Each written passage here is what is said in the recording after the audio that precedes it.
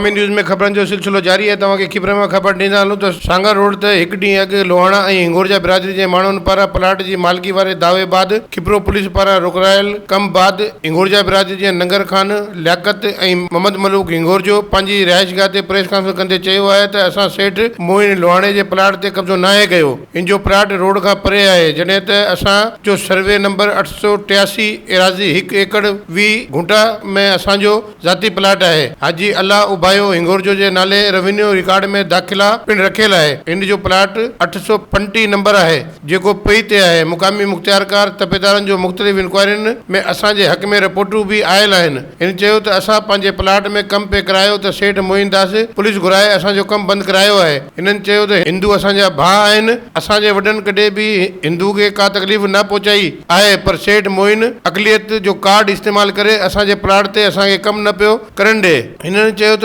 असां अहिड़ो case court सगोरी में बि पिणु दाख़िल करायो आहे। हिननि मुतालबो कंदे चयो आहे त इन्हनि जो प्लाट हिननि खे ॾियारियो वञे, असांजे प्लाट ते कब्ज़ो कंदड़नि खिलाफ़ कार्रवाई कई वञे। कल्ह जेको असांजो जेको सर्वे नंबर 883 आहे, जंहिंजी एराज़ी 1 एकड़ 20 गुंठा आहे, जंहिं ते मोहनदास वाणी कब्ज़ो कयो 2-3 ॾींहं अॻु में, जंहिंजे खिलाफ़ असीं कोर्ट में वियासीं।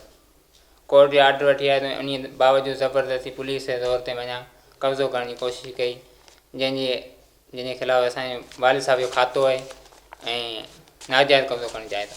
883 सर्वे नंबर जेको सांगर रोड मेन रोड खे लॻे थो, 60 बाय 145 फुट अंदाज़ हिते ज़मीन आहे, जंहिं ते सेठ मोहनदास ऐं उन पुटु चेतन दास नाजाइज़ कब्ज़ो करणु चाहिनि था पुलिस जे ज़ोर ते, जंहिंजे खिलाफ़ असीं कोर्ट में वियासीं। कोर्ट जो आर्डर वरितो आहे, SHO साहब वटि जमा करायो उहो आर्डर, ऐं SHO साहब ते नोटिस निकितो आहे बाक़ाइदा त मां तूं दूर न थिजां ऐं इन्हनि जी मदद कजे, पुलिस असांखे प्रोटेक्शन ॾिजां।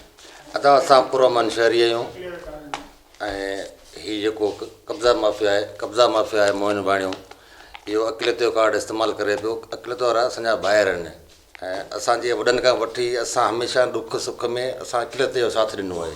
असां सॼी हीअ असांजे मतिलबु बिरादरी हिसाब सां असां मरण जीअण हिन जो गॾु आहे। पर हींअर जेको ई कल्ह खां वठी हिन अची इहो अक़लियती कार्ड इस्तेमालु कयो आहे ऐं असांखे परेशान करे थो। कब्ज़ो करण लाइ कल्ह आयो पुलिस सां गॾिजी अची हमिलो कई असांजे हारनि ते।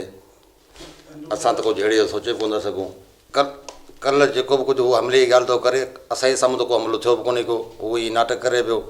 अॼु बि अक़लियत जा मोतबर माण्हू जेके बि आहिनि उन्हनि मां जेको बि अची वेही असांजा रेवेन्यू कागज़ ॾिसे, खाता ॾिसे, उन खां पोइ जेको फ़ैसिलो करे असांखे उहो आमीन आहे। वधीक ख़बरनि ऐं तफ़सील जे लाइ विज़िट कयो असांजी वेबसाइट awami news hd.com ऐं ॾिसंदा रहो अवामी न्यूज़ HD।